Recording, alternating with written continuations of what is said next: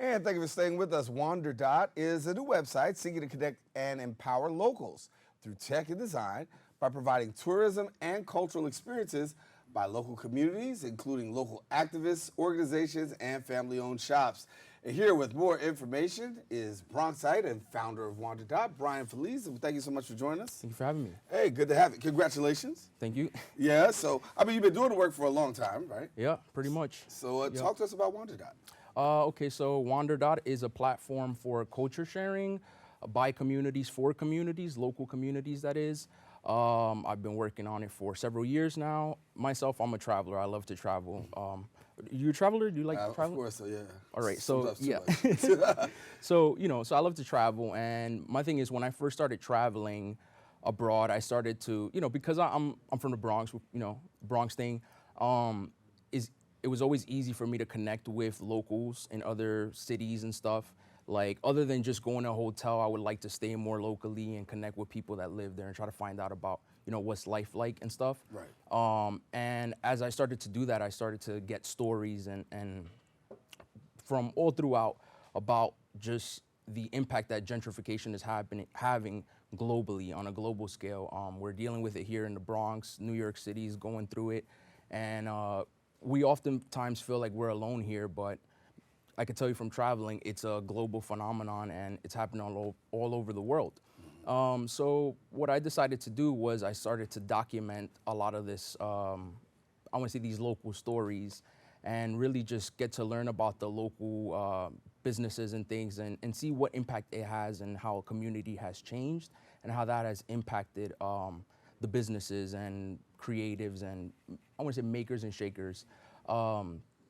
So from there, it was really thinking about what type of solution I could have other than just telling stories. And I realized that one of the areas that was most important and vital in empowering communities, locals, is events and cultural experiences. A lot of times when it comes to experiences, it tends to be organizations and businesses that have already, a lot of money. And the locals are oftentimes left out of it, especially in travel and tourism. Mm-hmm. You see all of these dollars coming into the city from tourism, and very few of that goes into local communities. So, and when you talk about being from the Bronx, yeah. I know part of your mission is you wanted to preserve the Bronx community. That's correct. That's correct. So, when I first started it with a partner, it was pretty much, I want to say, throughout the city, because she lived in Brooklyn. I'm from the Bronx, so we were working in Manhattan and throughout. At a certain point, she ended up moving to California. I said, you know what, I'm bringing this back home to the Bronx. So I decided to bring it back. I decided to start building infrastructure around it and really trying to really do tech here in the Bronx, because it's an area that I feel like really helps the community to be empowered in that space. And so I wanted to be an example by bringing the business here.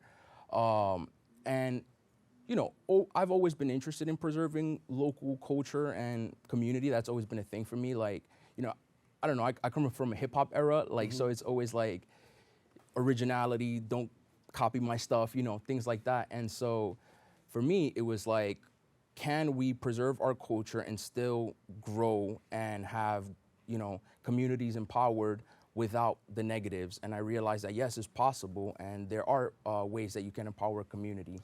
And so as we talk about empowering the community, obviously Wanderdot is looking to do just that. And then you talk about identity, right? Because we have this great identity here in the Bronx and throughout. Right.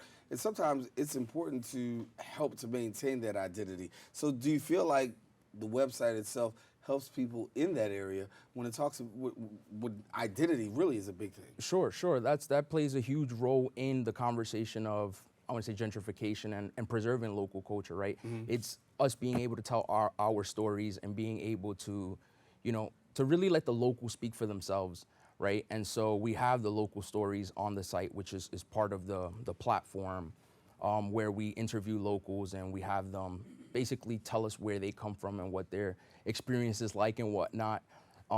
Just locally is really raw. Mm-hmm. So, that's a thing. But that is a way in which they're able to really share their, speak about their identity. You're able to see that, and you're able to see just the that authentic element, which oftentimes I feel like media sometimes tends to leave out. And nowadays you're seeing more media companies coming up, like in this era, that are more tech and design focused. But I feel that component is left out in a lot of ways. So we wanted to do something about that. Coming up this summer, what can we expect from Wanderdot? A whole lot. Yeah. Well, next month we're going to be launching the local list, which is going to be I don't want to say a service, but it's a newsletter you can subscribe to find out about local events happening in your area. And we do have code and algorithms dealing with that. Don't be afraid of algorithms. It's just a way for us to be able to understand what you're interested in, and helping that then essentially serve you content that you want to see. Because we're interested in connecting you, the local people, to the things that you're interested in, and hoping that you get a little bit more involved in your community. And talk about this, because there's this great disconnect, right? Technology creates this disconnect sometimes in the divide. Some people just are afraid of it and don't want to do it. But I know that you're doing some great work in terms of trying to bridge that gap and bringing tech and technology to organizations. Yeah. So, okay, I'll give you the example with the local events and experiences, that's I'm gonna say our main service on the platform. We allow local organizers, small businesses, anyone really that wants to or regularly does events or experiences, to have a platform where they can sign up as an organizer, share their events, which anyone that signed up to the platform could then RSVP to simply by clicking a link or a button, and as well as have a guest list and all of that. So that's all built into the system. And I know there's Eventbrite and there's some of these other services, but our business model is really built by the people for the people. So we're not going to charge you these crazy fees like everybody else does. It's actually just 3% compared to what these other businesses are charging. And I want to say that that's one way that we use tech, because it's something that a lot of communities, especially locally, are not really, I feel like might not have access to.